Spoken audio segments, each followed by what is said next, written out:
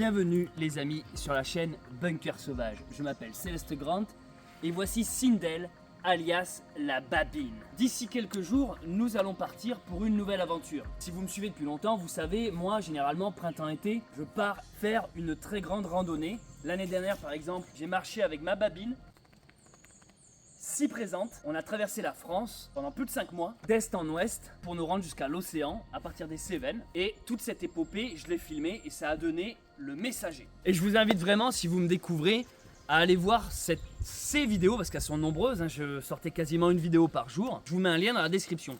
D'ailleurs, toutes les personnes qui m'ont découvert pendant cette aventure, parmi vous, beaucoup m'ont dit « Céleste, est-ce que tu vas sortir un tracé GPX de tout ce périple ?» C'est-à-dire en gros une trace très précise du moindre chemin, du moindre sentier de toute mon aventure. En fait, je suis en train de vous la dessiner avec un logiciel sur ordi et je la publierai dans quelques jours. Ça sera gratuit bien sûr, hein, et vous pourrez le télécharger et l'utiliser sur vos applications de GPS pour, pourquoi pas vous aussi, faire cette randonnée qu'on a inventée tous ensemble. La bonne nouvelle, c'est que d'ici quelques jours, je vais repartir à l'aventure et je vous ai préparé quelque chose d'exceptionnel. On a vraiment mis la barre très haute. Il me tarde de vous le présenter. Ça fait plusieurs mois maintenant que je suis à 2 doigts du départ, mais on est sur des derniers préparatifs. Et tant que ces préparatifs ne sont pas exécutés, voilà, je peux pas encore partir. Et c'est pour ça, en attendant, je voulais tourner cette petite vidéo pour vous donner des nouvelles et vous donner quelque chose à vous mettre sous la dent. Restez dans les parages parce que au moins, si vous avez raté Le Messager, je vous conseille de ne pas rater la prochaine aventure qui arrive, qui sera tout aussi épique. Mais il y a de fortes chances que ce que vous êtes en train de regarder, ça soit la dernière vidéo avant l'annonce de ce gros projet. Alors de quoi est-ce que nous allons parler aujourd'hui les amis? En priorité, je voulais vous parler des gens qui nous soutiennent. Lorsqu'on prépare un gros projet comme ce que je viens de vous parler, on a besoin de gens qui nous soutiennent. On appelle ça des sponsors. Alors là vous allez nous dire, il va encore nous présenter un vélo I My Way. Non, mais peut-être dans les prochaines vidéos, oui. Je plaisante bien sûr, c'est que sur ces chaînes YouTube, ça fait plusieurs années que je suis soutenu par une marque qui s'appelle Attila. C'est un fournisseur en France d'arcs et d'arbalètes. Arc à poulie, arc de chasse, longbow, petite arbalète, amateur, pro, expert. Attila, ce que j'apprécie chez eux, c'est qu'ils me font confiance alors qu'en réalité je suis plutôt une petite chaîne. Rappelez-vous, il y a déjà plus d'1 an, ils m'avaient envoyé cette arbalète. Donc c'est une Cobra Siège 300 de chez EK Archery. EK Archery, c'est la marque. Cette arbalète, je ne vais pas en reparler aujourd'hui parce que j'ai déjà consacré plusieurs vidéos. Alors je vous invite dans un premier temps à aller revoir la vidéo de la présentation de cette arbalète. Pour ça, je vous mets un lien dans la description.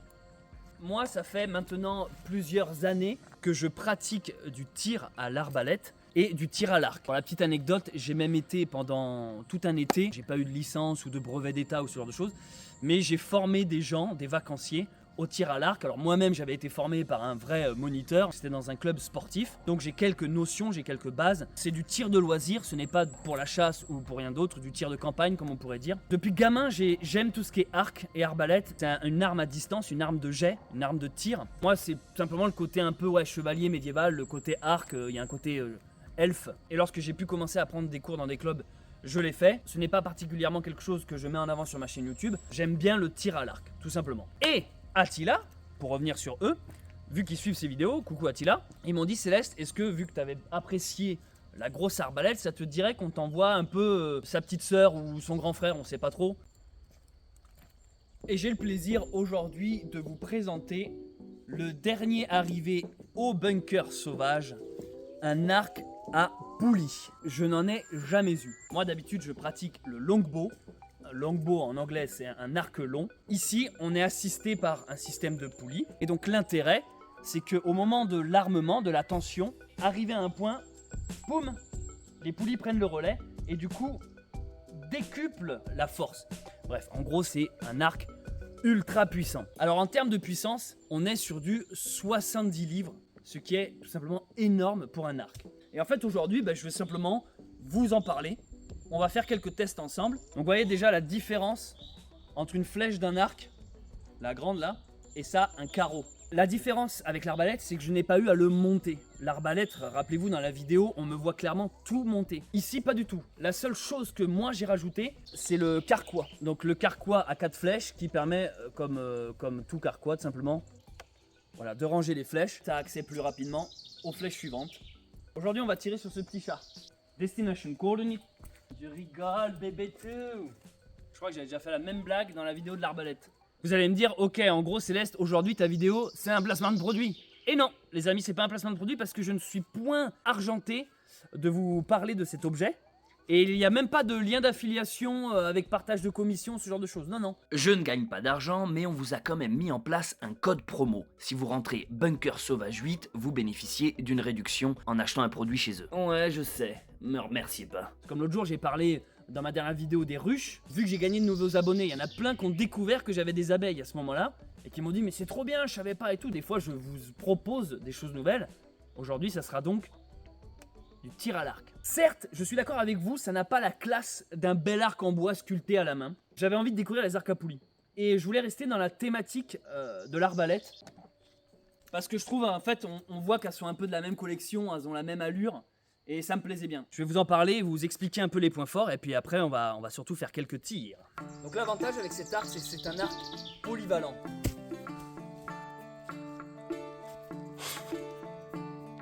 Babi, tu prends la vidéo là.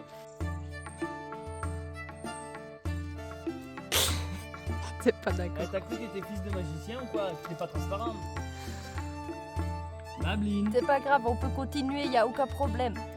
L'avantage de cet arc, c'est qu'il est polyvalent, c'est-à-dire qu'on peut s'en servir dans diverses situations et cas de figure. Le premier point fort, c'est qu'il a une allonge allant de 16 à 31 pouces. Si vous êtes une grande personne ou une petite, en fonction de votre taille et de votre envergure de bras, vous pourrez régler votre arc. L'allonge, vous savez, c'est quand vous allez tirer, c'est la capacité maximum de retrait. Pour calculer votre allonge, vous allez tendre les bras et vous allez mesurer du bout du majeur jusqu'à l'autre, ça va vous donner une valeur en centimètres. Pour ma part, c'est 1,80 m. Et ce chiffre-là, vous le divisez par 2,5. Ça va vous donner une autre valeur. Alors moi de mémoire, c'était un truc genre 70, je sais plus quoi. Il faut le convertir en pouces. Parce que tous les arcs sont calqués sur les unités anglo-saxons. Faites la conversion avec un ordinateur. Ou alors, je crois qu'il faut rediviser par 2,54. Cette valeur-là en pouces, il faut après la reporter ici. Vous voyez, ici, j'ai des valeurs. Alors, regardez, exactement, il y a un petit trait là. Pour moi, c'est 28. Vous dévissez les 3 petites vis là, tic, tic, tic. Vous voyez, là, ça, c'est une butte que lorsque tu vas bander l'arc, elle va venir s'arrêter sur cette tension. Et il y a exactement la même en haut. Donc, sur les deux, j'ai réglé à 28. Donc là, l'arc est réglé pour ma taille et mes dimensions. Voilà. Maintenant, on va parler de puissance. Ça va de 7 à 70 livres. En gros, c'est vraiment très rapide. Mais l'avantage de cette puissance, c'est qu'elle se règle. Et le fait de pouvoir régler la puissance de votre arc fait que ça va être aussi bien pour des débutants que des confirmés. Bien sûr, plus vous allez la rendre puissante, plus il sera difficile de l'armer. Donc le réglage de la puissance, c'est comme sur l'arbalète, c'est au niveau des branches, en haut et en bas, vous avez 2 petites vis. Pour chaque tour d'effectuer, si vous dévissez, vous perdez 4 livres. Si vous augmentez, vous gagnez 4 livres. Donc généralement, il est conseillé de faire un tour par un tour. Par exemple, si vous voulez réduire, plutôt que de tourner 2 fois ici et puis 2 fois là, faites un tour, un tour, un tour, un tour. Est-ce que vous avez bien suivi, pris des notes? Il y aura une interro surprise à la fin. Donc maintenant, je vais un peu plus vous détailler les choses qu'on voit, parce que c'est vrai que de prime abord ça ressemble à tout sauf à un arc. À un moment donné, il y a des poulies partout, il y a des cordes, qu'est-ce qui se passe? Déjà, on a le carquois de rangement, on n'est pas obligé de le mettre ça. Ici, gros point fort, on a un repose-flèche. Un repose-flèche de type biscuit, c'est-à-dire que vous voyez, je cale juste ma flèche dedans. En fait, ça permet cela, une fois que vous avez encoché, que la flèche ne tombe pas. Vous voyez, je peux bouger l'arc. Ensuite, on a un viseur, c'est celui-là. Donc le viseur a 3 pins, c'est les 3 petites tiges que vous voyez. À fibre optique, il y a 2 points verts et 1 point rouge. Avec bien sûr un niveau à bulle qui permet de tirer bien droit, on s'aligne. À quoi servent les pins? Tout simplement en fonction de la distance. Il y a une pin réglée pour 10 mètres, une autre pour 25 et une autre pour 35. En fonction de la cible et de la distance, vous n'allez pas regarder le même point. Donc ça va vous permettre de réajuster votre tir pour s'adapter à la cloche, c'est-à-dire à la retombée de la flèche au bout d'une certaine distance. Donc tous ces modules-là se montent et se démontent et aussi se règlent précisément. Donc je vais vous épargner, je ne vais pas faire un tuto technique là-dedans, mais en gros voilà, on a des clés fournies avec l'arbalète et on vient vraiment régler les viseurs en hauteur de manière latérale, que ça soit le repose-flèche, le viseur, tout ça c'est au bout de plusieurs tirs, c'est avec beaucoup d'expérience. À force de tirer, vous allez pouvoir réajuster la machine et surtout vous familiariser avec elle. Elle est vendue avec un stabilisateur qui se visse ici, c'est un gros poids qu'on met à l'avant et en gros ça fait contrepoids. Si vous voulez, quand vous tenez comme ça a tendance à faire ça. ça permet d'être encore plus stable au moment du tir. Je ne l'ai pas mis pour 2 raisons. Première raison, l'arc est naturellement équilibré. C'est-à-dire que regardez, là quand je le tiens, il se ressemble de lui-même en fait. Si je le penche, regardez, vous voyez, hop, il revient. Deuxième point, ça rajoute mine de rien du poids. Et quand tu tiens ou quand tu passes une journée complète de session, ton arc à bout de bras, en fait en fin de journée c'est quand même du poids en plus. Donc je l'ai pas mis. C'est pas impossible que je le mette plus tard, mais pour l'instant, je fais 100. Donc ça, c'est l'amortisseur de corde, c'est en caoutchouc. C'est là-dessus que vient taper la corde. Comme sur les arbalètes, on ne tire jamais à vide. Vous pouvez carrément bousiller tout l'arc. Hein. C'est très important, j'en ai fait les frais sur mon arbalète. Non pas que j'avais fait un tir à vide, j'avais tiré avec des carreaux plus petits que prévu. Ça a fait un sale bruit. Vu que je suis en contact avec Attila, je les ai appelés. Ils m'ont immédiatement envoyé une corde de rechange. Je ne l'ai pas encore changée. On va dire, je vais d'abord achever elle qui est maintenant ses filoches. Je peux vous le montrer. Hein. L'arbalète, il faut souvent la graisser. La matière lubrifiée là, c'est du gras parce qu'il faut souvent graisser. Et vous voyez, la corde en fait, c'est abîmé ici là. Donc je sais même plus parmi toutes ces informations si je vous ai tout simplement parlé de la marque. La marque de cet arc, c'est Diamond Edge 320. Donc Diamond est une marque très réputée en archerie. C'est une filiale de la marque Botech. Et Botech, ce sont des arcs haut de gamme. Et il est évident que les travaux et les recherches effectuées sur leurs meilleurs arcs, Diamond en bénéficie. Et c'est l'avantage, et c'est ce que j'apprécie chez ce modèle-là, qui en plus, je ne vous l'avais pas précisé, mais il est assez compact, il fait, je crois, 32 pouces. Donc pour le transport, c'est idéal. Et je ne vous ai pas encore parlé de cet objet, les amis. Et ça, pour moi, c'est une première. Ceci est un décocheur. Vous avez une gâchette ici, qui fait un système de pince. Elle est très sensible, c'est-à-dire que là, vous voyez, à peine je l'effleure, boum, ça ouvre. Donc ça se met sur votre main maîtresse. Moi, je suis droitier, donc c'est sur la main droite. Cette petite tige, en fait, va vous assister dans l'armement et la décoche de l'arc. Je ne suis vraiment pas un habitué de ça. Il en existe plusieurs modèles. Ici, moi, c'est un décocheur avec index. Il en existe avec le pouce, c'est-à-dire qu'en gros, tu le tiens avec tes 3 doigts. Et en fait, tu dois faire un système de vrille où tu te retrouves comme ça à la fin. Et c'est avec le pouce que tu tires en fait. Moi, j'ai préféré prendre celui à index parce qu'en fait, tu retrouves le geste de l'arbalète, tout simplement. C'est ce qui va aussi nous assurer la sécurité. Parce que rappelez-vous, sur les arbalètes, tu as quelque chose qui t'empêche de tirer à vide, ce qui n'est pas le cas ici. Et ensuite, tu as comme sur les armes à feu, tu as une sécurité. Ça fait que tu peux pas tirer, la queue de détente est bloquée, tant que tu n'as pas désactivé la sécurité. Ici, tu n'as pas tout ça sur un arc. Donc ça, c'est ce qui fera la sécurité. Donc le décocheur, une fois que vous l'avez bien en main, vous l'ouvrez et vous venez pincer cette petite corde qu'on appelle 10 loops. Donc c'est 2 nœuds simples, 2 nœuds d'alouette. Ça se change. Hein. Vous le pincez. Vous voyez, je suis même plus obligé de prendre la corde en fait avec mes mains. C'est le moment où vous pouvez justement armer. Donc il faut trouver ce qu'on appelle vos points d'ancrage. Les points d'ancrage, c'est vos repères personnels. Donc par exemple quand vous allez coller votre main ici, ou en fait vous êtes dans votre meilleure position pour tirer. Par exemple, un des plus connus et utilisés en archerie, c'est la fameuse nez sur la corde. Donc moi je rappelle que je suis droitier, mon œil viseur c'est le droit aussi. Et vous voyez, là je suis prêt à tirer. Mon nez touche la corde, et lorsqu'il est réglé à son maximum, donc 70 livres, vous avez une sortie de flèche à, je crois c'est 320 pieds secondes. C'est extrêmement rapide, tellement que du coup c'est les réglages utilisés en chasse. Ça reste un tir extrêmement rapide, un tir tendu. Donc sur le premier pin, le premier bitonneux dans le viseur, entre 3 mètres et 20 mètres de distance, le tir reste tendu, le tir reste droit. Donc si tu vises bien, si tes organes de visée sont bien alignés et si toi t'es bien en forme, tu fais cible à chaque fois, quoi. Sans plus tarder, je vous propose qu'on aille faire quelques tests. Alors voici la cible en face. Donc la cible est mise en place, c'est tout simplement un sac rempli de tissu afin de freiner la flèche et de pouvoir la récupérer aisément. Je dis récupérer la flèche aisément parce que, croyez-moi, si vous plantez ça dans un arbre, vous pouvez dire au revoir à votre flèche. En dessous de la cible, là, j'ai mis des planches. L'autre jour, j'ai tiré à côté. Non seulement ça m'a fait casser quelques fibres de carbone, mais alors pour sortir la flèche d'une planche en bois épaisse comme ça, du vieux châtaignier qui a 200 ans d'âge, bonjour. Elle avait carrément traversé la planche. J'ai dû aller prendre un marteau et taper. Donc évidemment, j'ai bousillé le truc. Bon bref, c'était un peu n'importe quoi. Et encore, j'ai réussi à la récupérer la flèche. Donc l'intérêt de ces cibles en tissu, c'est qu'en gros, ça perce, ça freine la flèche et tu la récupères ultra simplement. Il y a aussi des cibles en paille, il y a des cibles en carton, tu as des cibles 3D, donc c'est en polystyrène, ce genre de truc. Sous la bâche que vous voyez derrière, c'est aussi des planches en bois et différentes bûches que j'ai coupées pendant l'hiver. Donc en fait c'est bien et pas bien. C'est bien parce que ça m'arrête les flèches, ça évite qu'elles aillent se perdre au loin, à l'horizon, je sais pas où, ou que je touche une vache derrière le champ. Ça évite qu'elle aille aussi se perdre dans le sol. Ça m'est déjà arrivé de tirer dans la terre et en fait la flèche va littéralement s'enfoncer dans le sol. Tu la récupères plus jamais, à moins d'avoir un détecteur de métaux, ce qui n'est pas encore mon cas. Toi je préfère péter la flèche mais savoir qu'elle est là que la perdre en fait, parce qu'il y a toujours moyen de les réparer. Donc la cible est installée, elle est également fournie par Attila. On va faire un premier tir. Alors comme je vous le disais, le décocheur, je n'ai pas du tout l'habitude de me servir de ce truc là, je préfère moi vraiment utiliser mes doigts. Donc vous vous alignez face à la cible, et vous imaginez qu'il y a un trait en face de vous, et en fait votre but c'est pas d'être face comme ça, c'est d'avoir vos pieds perpendiculaires, comme si le trait imaginaire là passait devant la pointe de vos pieds. Donc ça c'est la bonne position. Ensuite pour l'armement, on peut imaginer que c'est partant du bas pour des histoires de sécurité, du style au moins il n'y a personne qui passe, donc j'arme tranquille, et en fait après je suis en position. En fait l'articulation de l'épaule et du bras ne vous le permet pas. C'est ultra compliqué, en tout cas pas avec cet arc-là. Il est conseillé justement de partir du haut et en prenant votre position, voilà, vous tendez.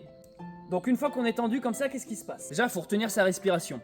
Globalement, vous respirez, vous faites. Vous bloquez. Et quand vous êtes prêt, vous tirez. Et seulement après, ça permet de bloquer la respiration, d'être plus stable. On n'oublie pas bien sûr de verrouiller le coude, c'est-à-dire de le tourner vers l'extérieur. Parce que sinon vous allez avoir la corde qui râpe le bras, d'où la protection ici. Et ça les amis, ça réveille, et j'ai beau faire du tir à l'arc depuis quelques années maintenant, quand ça m'arrive toujours ce truc là, et c'est jamais très gai, voire pas du tout. Voire ça nique sa mère. Allez, on a beaucoup parlé, on tire.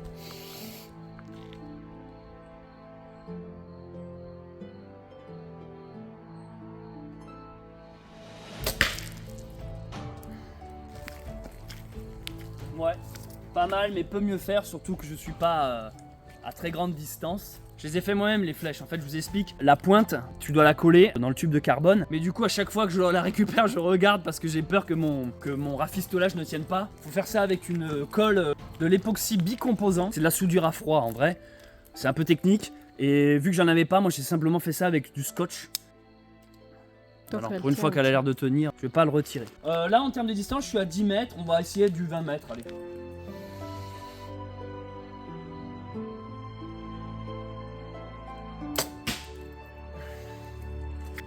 Donc là nous avons l'exemple typique d'une flèche qui est partie à côté. Mais au moins je peux la récupérer. Nickel, là j'ai eu beaucoup de chance qu'elle se plante pas. Quand vous visez, la bulle doit vraiment être au milieu. Alors je vais essayer moi sans le décocheur, j'ai tendance à préférer, donc avec 3 doigts.